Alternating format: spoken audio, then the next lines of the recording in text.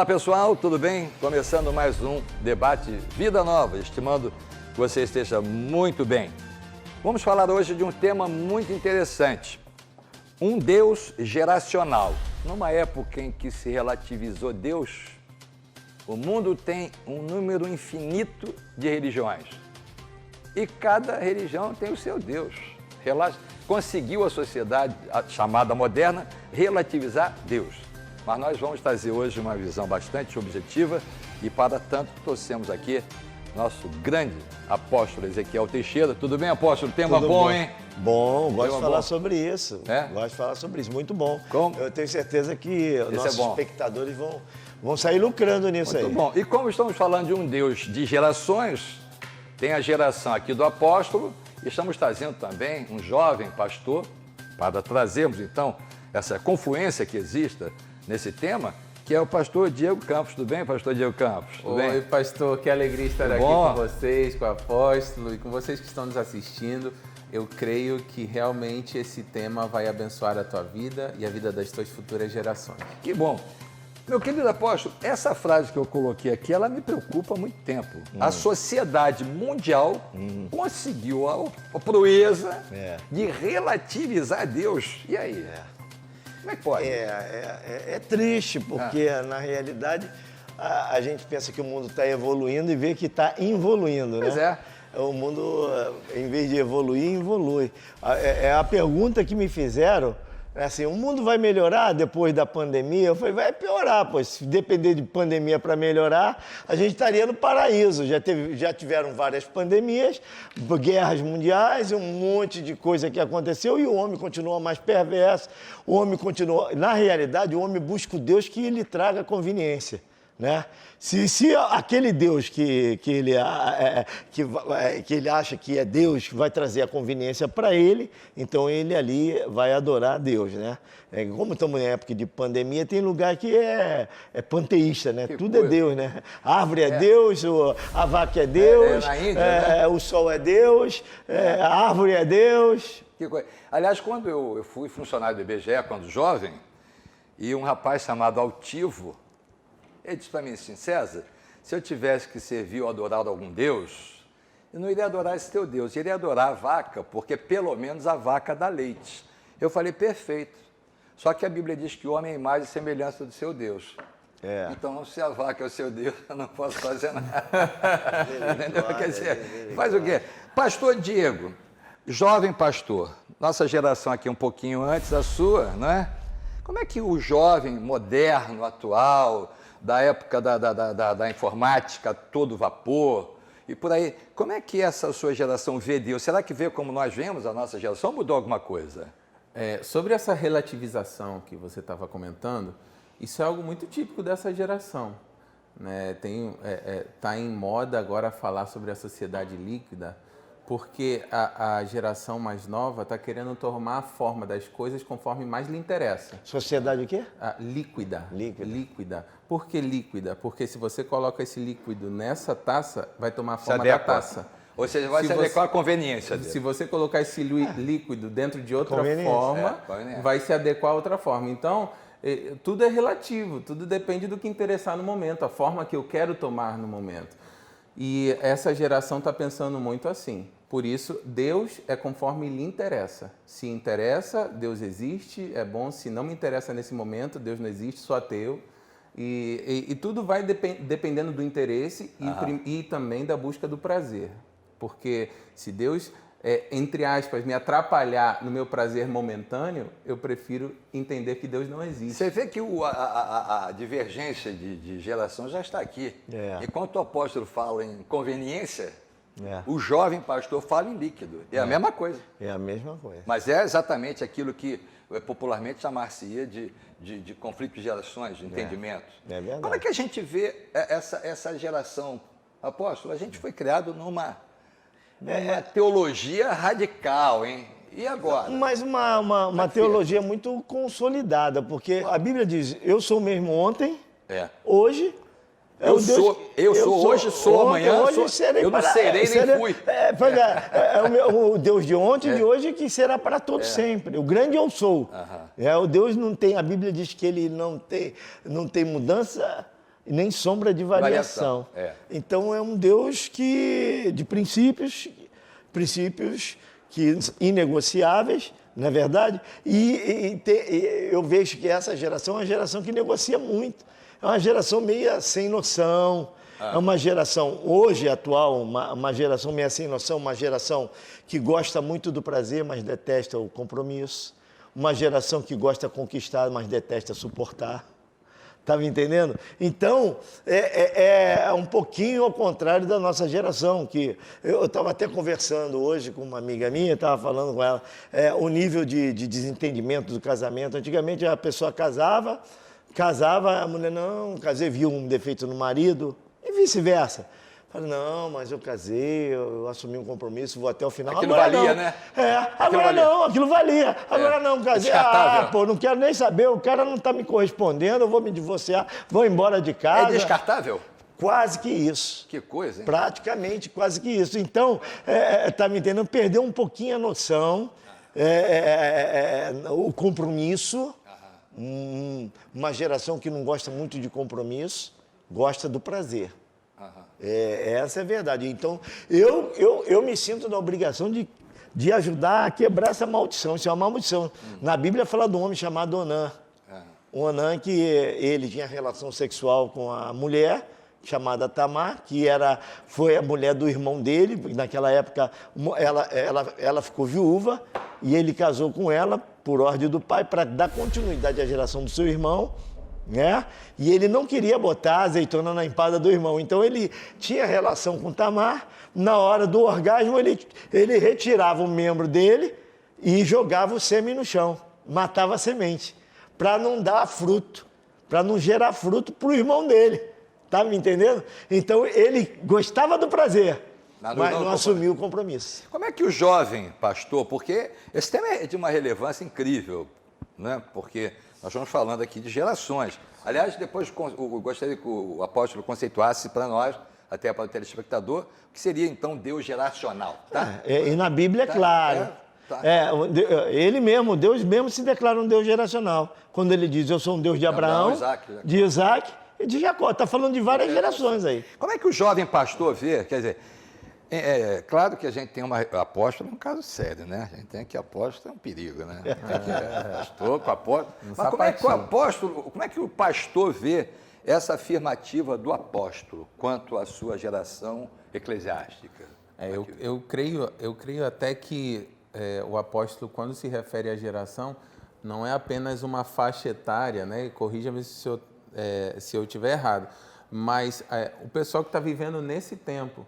Porque às vezes independentemente da idade. Porque às vezes você vê um homem de meia idade com a cabeça de adolescente, com a cabeça de uma geração que só quer prazer, que não quer compromisso, está morando em casa vivendo com papai e mamãe. Mas isso é o famoso pancado da ideia também, né? Meio pancadão, né? Um cara esses dias chegou e chorando, minha mãe me mandou embora de casa, não sei o que eu vou fazer. Quantos anos você tem? 38. Mas uma característica que eu vejo muito dessa geração, a nível igrejas falando, por exemplo, que em gerações anteriores eu acho que não tinha isso, a libertinagem, tudo vale tudo. Antigamente não valia nada, né? Colocava uma bateria na igreja, era do diabo. Hoje em dia o pessoal está querendo fazer sexo antes do casamento e aprovar isso com base bíblica, teoricamente. Então, é uma geração que está fazendo de tudo para encontrar assim, tipo, o direito do prazer. Se eu afirmasse aqui que a nossa geração viveu o terror teológico e hoje a gente visualiza quase que a promiscuidade teológica, não é mais ou menos isso? Ele foi muito diluída, né? Os princípios corroídos. Os princípios diluídos. É por isso que eu falo, que eu fiquei muito assim preocupado quando eu via pessoas assim qualificando a Igreja do Brasil, como uma viagem no exterior que eu fiz, as pessoas falando, estavam fazendo um apanhado de como viu o Evangelho nas nações. Quando chegou no Brasil, ele falou que eles viam o seguinte, o Evangelho no Brasil cresceu como um oceano com a profundidade de uma piscina. Aí isso magoa a gente, Ou seja, né? sem fundamento, né? A modernidade. Cresceu o Evangelho como oceano com a profundidade de uma piscina. É verdade. Agora você vê, o pastor Diego, porque, por exemplo, nós temos que adequar, isso é uma falácia, porque ser moderno é bom. Gostar de uma gravata francesa, italiana, por aí vai. Agora, a modernidade jamais terá potencialidade de movimentar, de alterar os princípios da Bíblia, Exatamente. que são inegociáveis. Inegociáveis, né? Como é que faz a sua geração, que quer modernizar tudo, quer ser um pastor na sua geração, deve ser, de certa forma, um pouco mais difícil que na minha geração. Não dá para a gente inventar a roda. Pois é. Na verdade, a gente pode usar a tecnologia ao nosso favor. Sim. Pode usar ferramentas desse tempo ao nosso favor. Agora, não adianta você querer colocar moda no mundo dentro da igreja. Davi, quando ele quis levar a arca de volta para a cidade de Jerusalém, ele colocou a arca em cima de carruagem de boi. Foi o modelo dos filisteus. Ele usou o modelo dos filisteus para tentar fazer as coisas de Deus. E não deu certo. Morreu usar. Porque a arca não era para boi carregar, era para colocar nos ombros dos levitas. Então tem coisa que a gente não pode copiar o modelo do mundo tentando fazer as coisas de Deus com o modelo do mundo. Vai ter gente que vai morrer, vai ter gente que vai se perder. E é isso que a gente está vendo hoje. O modelo do mundo dentro da igreja. Porque eu quero fazer a igreja assim, luz. Tem igreja que parece mais boate do que igreja. A igreja tem que modernizar, a Bíblia tem que ser Em vez da igreja influenciar o mundo começou a influenciar a igreja. Então, foi um exemplo muito interessante esse exemplo. Hoje a gente pode usar uma roupa moderna, mas usar roupa moderna não quer dizer que a roupa vai ter que ser indecente. Exatamente. Sensual. Eu uso moderninho, as moças daqui, ó, você pode ver, todo mundo moderninho, todo mundo com seu tênisinho, um sapatinho. Não tem ninguém jeca tatu, né? Não tem, tá tudo bonito, mas tudo decente. Hoje, eu ouço pastores da minha geração, hoje em dia está essa moda de calça mais justinha e tal, né? Mas tem uma decência também dentro disso. Olha, nós temos o zap à sua disposição, 984-63862, ok? Nós vamos ao intervalo no debate Vida Nova e volta já. Ok, de volta o debate Vida Nova, hoje trazendo aqui o apóstolo Ezequiel Teixeira e o pastor Diego Campos. Estamos falando a respeito de um Deus geracional, Deus de gerações. E temos aqui duas gerações, a do apóstolo, que é a minha também, e do pastor Diego Campos também. O salmista diz assim: todos os deuses dos povos são coisas vãs, mas o Senhor fez os céus. Quer dizer, é uma coisa que a gente consegue encaixar isso na modernidade, porque o jovem tem um lado bom, a gente quer falar do lado bom também dessa geração, mas como é que faz isso? Relativiza-se tudo para adequar a tecnologia? Não, eu achei legal uma palavra daquele treinador do Liverpool. Como é que é o nome dele? Klopp? Klopp. Klopp. Ele dizem que ele é evangélico, um cara ganhador de títulos, um cara, um bom treinador, muito bom treinador. Então um repórter chegou para ele: e aí, os deuses do futebol estão ajudando o Liverpool? Tipo assim, né? Os deuses do futebol. E ele deu uma resposta categórica: meu amigo, não tem deuses, há um só Deus. Um só Senhor. Deus que reina e vive para todo sempre. Caramba! Matou ali. Matou. Há um Deus só, onisciente, onipotente, onipresente. Acabou. Quer dizer, qual é o lado mais... Nós temos a tecnologia que hoje o jovem domina. Você pega um bebê recém-nascido, já sabe mexer em tudo, parece que já nasce com esse veio da tecnologia. Qual é o lado mais positivo da tecnologia e da juventude, eclesiasticamente falando, na sua opinião? A rapidez. A velocidade é uma juventude. Aí eu vou ter que verdadeiramente abraçar essa geração. É uma geração extremamente veloz. Aquilo que a gente fazia em uma semana, eles fazem em um segundo. E eu quero mandar um documento, eu estou falando um negócio, o cara já está lá. O Diego falou uma coisa, tem um cara eu não estou falando para uma geração faixa etária, eu estou falando para uma geração desse momento, o pessoal que está vivendo nesse momento. Esse momento, porque tem o cara que verdadeiramente, um velho que tem a cabeça de novo, mas também tem um novo que tem a cabeça de velho. Essa é a realidade. Isso acontece mesmo. Então, eu estou falando para essa geração, ter uma geração veloz, uma geração rápida. Como a Bíblia diz, os seus filhos, né, serão como flecha, velozes.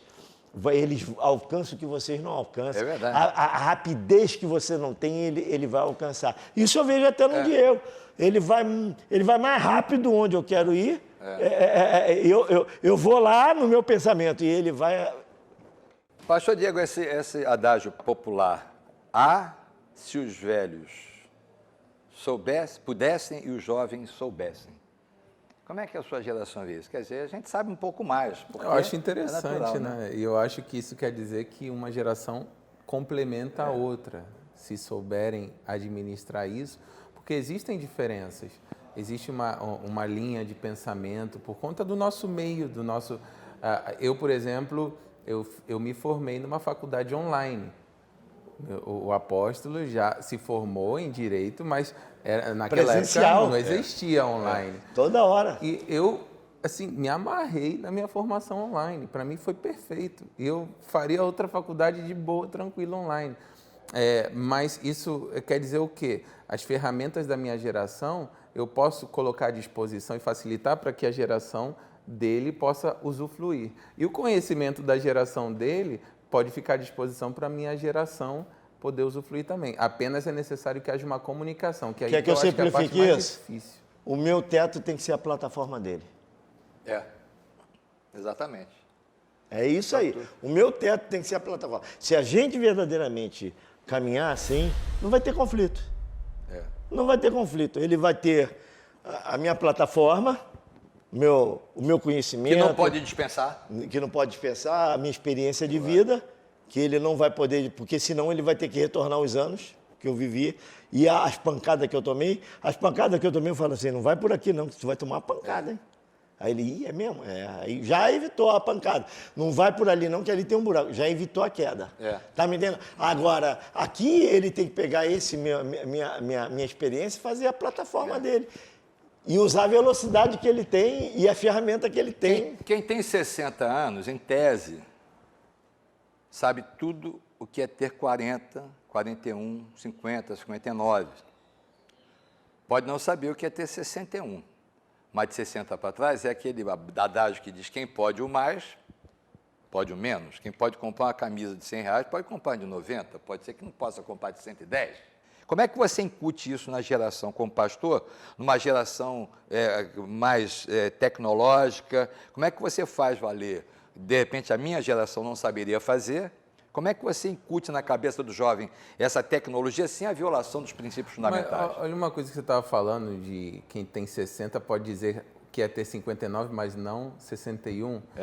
O que eu vejo uma característica da geração desse tempo é que eles querem te ensinar aquilo que eles ainda não viveram. Querem te dar aula daquilo que eles nunca passaram.